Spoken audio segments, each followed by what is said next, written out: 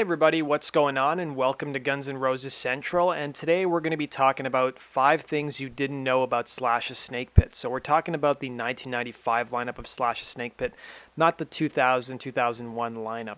Now, number 1, the first thing you may not know about Slash's Snakepit is that on the actual album, It's 5 O'Clock Somewhere, Matt Sorum, who was Guns N' Roses drummer at the time, and Alice in Chains bassist Mike Inez actually played on the record. However, when it came time to tour, Mike Inez had to go back to Alice in Chains, and Axl did not want Matt Sorum touring with Slash because there was a rift between Axl and Slash, and Axl made it pretty clear to Matt that if he did go on tour with Slash, there would be consequences.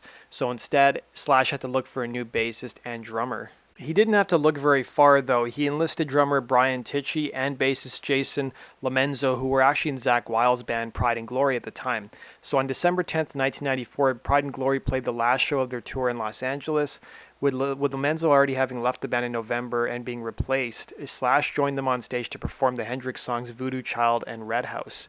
So according to Slash, it's really weird. It had nothing to do with Zakk. Zakk didn't even know about it. Someone else suggested Brian. So we called him up to see if he was interested. I jammed with him. Brian turned me on to James because he was used to playing with him. We got the set down in a week and we took off. Now, Slash also addressed Matt Sorum's absence, so he said, let's put Matt's absence to politics. Put it that way, it was financial reasons as well. Matt Sorum also talked about his inability to tour in an interview he did in 1996. He said, Axl asked me not to go on tour with Slash, and I have to be honest, the Snakepit album won't change the musical world. Slash also said, if I had taken Matt with me, that would have been starting a fight, basically, which I didn't want to do. The whole tour thing and how long it's going to go is sort of a thorn in Guns N' Roses' side, you know. Number 3, some of the songs that were actually written on the album were directed at Axl. So Slash in his autobiography said, I think it's pretty easy to tell which songs he wrote, referring to Eric Dover, and which ones I wrote. All of my songs were directed at one person. Though no one picked up on it at the time, I used the record as an opportunity to vent a lot of shit that I needed to get off my chest. He said, I had 2 songs with lyrics I'd finished myself, Be the Ball and Take It Away. What Do You Want to Be is me and Eric. I Hate Everybody But You was the closest I ever got to writing a love song. I wrote most of the lyrics for that. Back and Forth Again was my title, but Eric had the lyrics. It's all about people not being able to come to some cohesive understanding and breaking up. Number 4, even though Axl originally rejected the early stuff that Slash wrote that would eventually become the Snakepit album, Axl would later change his mind later in 1994. He actually came back to Slash and wanted 3 or 4 of the songs that Slash originally recorded on the next Guns album. And this created a bit of a fight between Axl and Slash because Axl thought all the material that Slash would ever write would be explicitly for Guns N' Roses. And according to Mark Cantor, a close personal friend of the band, Axl pretty much never forgave Slash for leaving, and he's still very angry about that.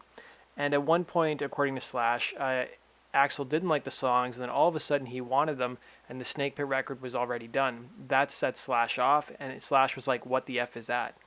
And Slash also said, Axl figured that once I put this hand together with this hand, that anything I wrote was designated Guns N' Roses material.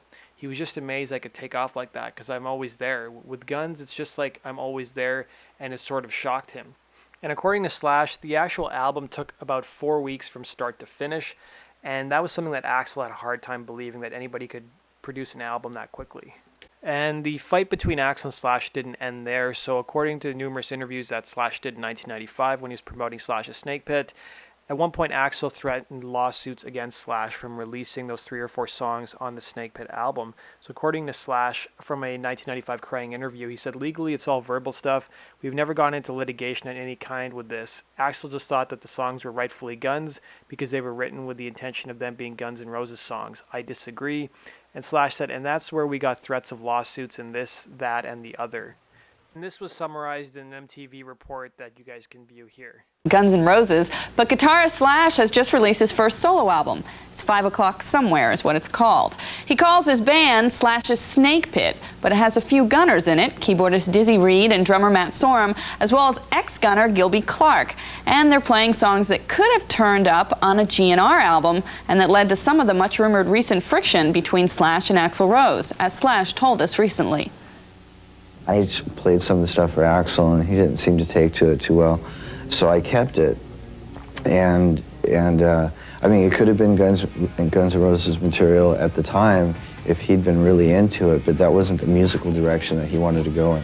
Axl, at some point, decided that he wanted certain songs back, And the album was already finished by that point, and that sort of was a shock to him that it was done so quickly, you know. And then he was like, well, I want those songs back. And I was like, no, it's too late, they're gone. And so we've you know, come to terms with that at this point, but there was a little bit of friction there for a while. Meanwhile, sources close to Guns N' Roses confirm a report in the new issue of Metal Edge magazine that Slash has been jamming with former Ozzy Osbourne guitarist Zakk Wylde. Whether it was a whim or an audition for a Snakepit touring slot or as a replacement for Gilby Clarke and GNR is not yet clear, but we'll keep you posted.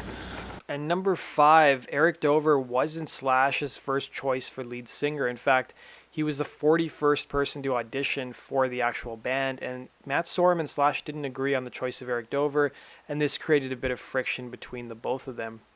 And here's an interview with Slash and Eric Dover where Slash talks a bit about the audition process. Yeah, you know, a professional one, because Right. mine's like a hole in the wall. Did yours get trashed in the earthquake? Yeah, all this totally. stuff. Yeah, the Earthquake '94 house. Yeah, still. But so we went in the studio and ripped out about 13, 14 songs, and then at the same time, Adam Day, my guitar tech, started auditioning singers.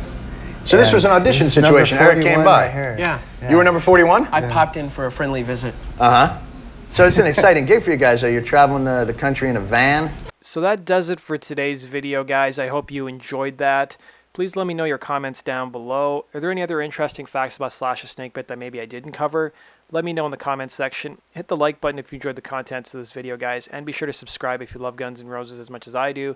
And you guys can follow me on social media. The links to my social media channels are down below. And you can also support me on Patreon. The link to my Patreon page is down below in the description box as well. Take care.